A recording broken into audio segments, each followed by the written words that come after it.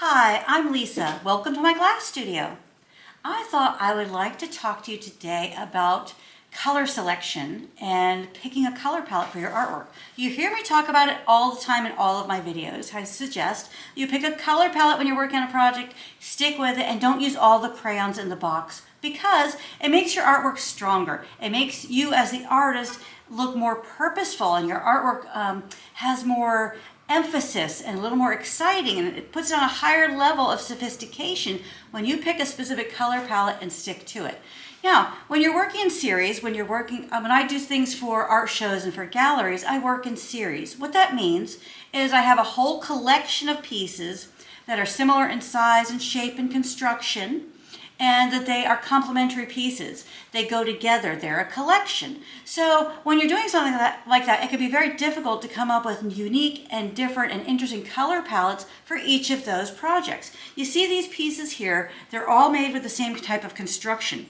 They're made with 1/4-inch strips of glass laid out on a kiln shelf. We heat them to 1600 degrees, and then I take a metal comb or a rake or a fork and I drag it through the glass to create this very interesting pattern. So each of these has the same pattern. After the big blank of glass has had this treatment done to it, I let it cool, I take them out of the kiln, and then I use a saw to cut these interesting shapes. Each one is individual. I want them to be individual. As a part of a series, you want pieces to viewers or potential buyers to be able to relate to and become in contact with, engage with a specific piece. They'll do that through color, construction, matte fabrication, the quality of your work. So when I have something like this where I have a whole bunch of different pieces, but they're the same type of construction so they work well together, I want to come up with a different color palette for each one, and I thought it might be helpful for you if I explained how I do that. Now, even if you're not doing a series or a collection, you go out to your studio and you have a new project you want to work on. You're like, oh, what colors should I do? Well, sometimes if it's seasonal, that might dictate the colors. If it's like something that would be done in the summer or the winter or the fall, that might dictate the colors. If it's something you're making for a friend or whatever, and they have a certain color palette in their house, they have a certain color for their decor, that might dictate the color. But in general, on other occasions, when you have the opportunity to pick the colors yourself, how do you go about that?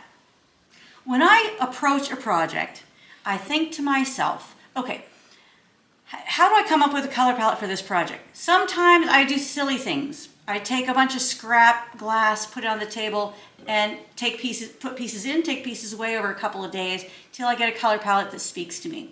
Another time I had some hair ties, little rubber bands in the drawer in my restroom.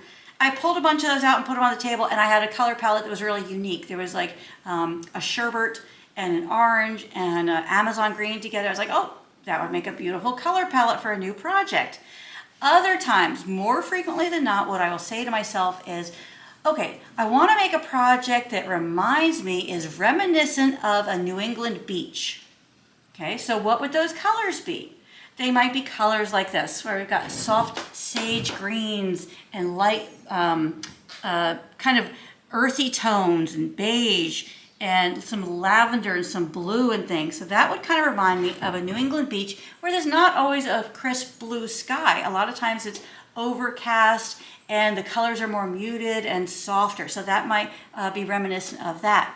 Let's say instead we're talking about a beach like in Hawaii. This might be more color scheme that you would see there, or a cabana at the beach, or a beach umbrella. So if I'm thinking about a different location, I would think of different colors and different combinations that I could use to kind of be reminiscent of that location, and then it's very, very different from these. Now these are two pieces are going to attract very different customers and very different buyers because they're extremely different. This one is super fun and very colorful. Maybe this person has all white in their house or all gray and they want just that, they're just craving some color. Maybe this person has all these, muted tones and soft colors, and maybe that just relaxes them and that's what they want. This piece is not as relaxing as this one for sure. All right, let's talk about doing like, just maybe a North Carolina beach, or maybe something a lake, a mountain lake. And we've got these blues, all these different shades of blue. And we've got some beautiful greens that might remind us of the mountains and the landscape there that comes down to that beautiful water. And these light colors might remind us of the shoreline of that lake. So here I picked color palettes I think would work well on a lake shore, maybe a northern lake, a Midwest lake or something where we've got some beautiful colors, maybe a west, something out in Montana or Wyoming where we've got some really, really rich colors. This kind of color scheme would lend itself to that. So I would think to myself, all right, well, let me do something that is earthy like the woods, like maybe a trail, a hiking trail. And then this might be the color palette I use. I've got some ambers and greens and some maroon in there, and some beautiful different shades of green, and just a lovely combination, but very earthy looking. So this might remind me, I might think to myself, okay, I want to go on a hike, and I want to go through the woods. I want to go through like a rainforest kind of hike. And these might be the colors I would think of in that location, and those would be the colors I would pick for this project, and then again, stick with it. Now this piece right here and this piece right here, okay, this one right here, I might be thinking of lava, an eruption of a volcano, and what might that look like? There might be some smoky colors, so I have some grays. There might be some really, really dark colors, so I have black. There would be different shades of red as that lava was spilling and pouring and cooling and just, moving. So this would really work well for that type of scenario. So it's not always a location. Maybe it's a feeling or a theme or something that you're trying to convey. And by thinking of these different types of locations and different types of scenarios or settings, it might help you pick out different color palettes. Now this one is a lot of red, some blue in there just for fun. So maybe this is something like a fire, maybe a campfire that has all these really rich colors, and then sometimes the flame is blue, and then we've got this beautiful dichroic accents in here, which might be the sparks that are flying up from those flames as they're working their way through that wood and that fuel that keeps that fire burning.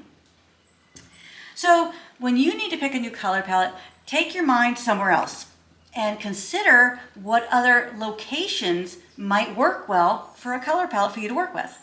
I live in a tropical environment, so it's very easy and very common for me to go right to blues. I love aqua blue, I love sky blue, I love rich greens, bright greens. It's very natural for me to go to those colors.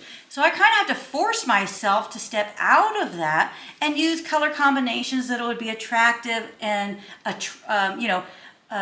applicable and engaging for other people, particularly if you want to sell your pieces, or if you're doing something for a friend, and you need something that's not your signature blue, which is kind of my colors.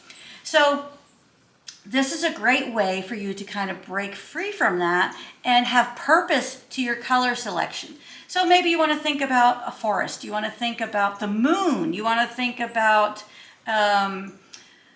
sometimes I look to patterns, to patterns in people's shirts, patterns in fabric. One time I was doing a project that was kind of relating to Cinco de Mayo, so Mexican themed holiday. So I looked to fabrics that had Mexican patterns on them. And, they had all these a bright dark red and green and yellow and, all these colors together. So I used that inspiration for a new project.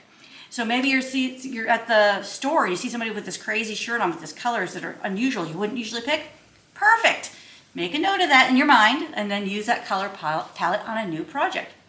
Maybe you just want to do something like that represents Alaska or feels like Alaska or feels like the rainforest or feels like the Midwest, or where you've got the terracotta and the tan and the brown colors, all different shades of beige. That would be another great color combination. So if you can just think, you don't necessarily have to go to these places. You don't necessarily have to, do that. But all you have to do is kind of think of, if you were in those locations, what colors would you expect to see? What would you expect to see in the landscape? What would you expect to see in the decor? What would you expect to see in homes and in artwork in those locations?